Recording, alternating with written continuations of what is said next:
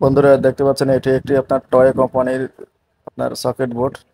তো সকেট বোর্ডটি আপনার পুড়ে গেছে, তাই আমি এখন এই এমএপি কোম্পানির এই সকেট বোর্ডটি লাগাই দিব। তো প্রথমে আমি বোর্ডটি খুলে রাখলাম, তারপর আমি এই সকেট বোর্ডের ব্যাকপার্ট লাগালাম। এরপর আমি সুইচ থেকে একটি কানেকশন আমি এলে দিলাম, মানে লাইভ কারেন্টে। তো এইভাবে আপনার সকেট বোর্ডে কানেকশন করে দিবেন।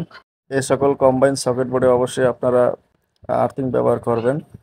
এখানে এল এ আপনার ফেজ লাইন দেবেন এবং এন এ হলো আপনার নিউট্রাল লাইনটি দিবেন। আপনি যদি নতুন হয়ে থাকেন তো অবশ্যই আপনার মেন লাইনটি বন্ধ করে নেবেন।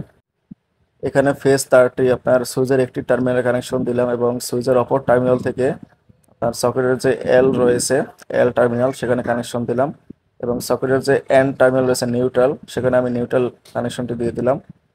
এবং যেহেতু আমার আর্থিং নাই, তাই আমি আর্থিংটি দিলাম না এখন।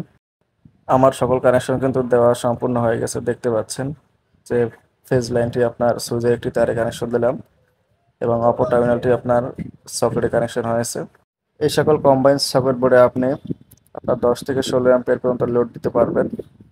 যেহেতু আপনার বোর্ডটি একটি ফ্রিজের জন্য বসিয়েছি, তো এখানে আপনার ফ্রিজের টার্মিনালটি পুড়ে গেছিলো।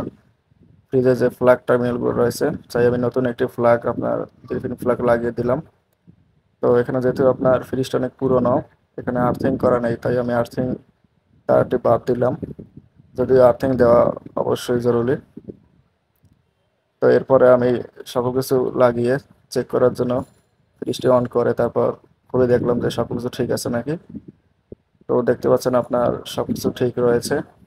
তো এইভাবে আপনারা ফ্রিজের জন্য এরকম বোর্ডে কানেকশন দেবেন।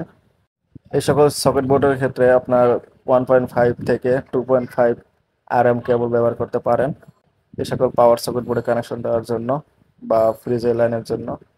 তো আমি এখানে আপনার 1.5 আরএম কেবল ব্যবহার করেছি আমার এই ফ্রিজটি চালানোর জন্য, তাতে কোনো সমস্যা হবে না। তো আজকে ছিল এ পর্যন্তই।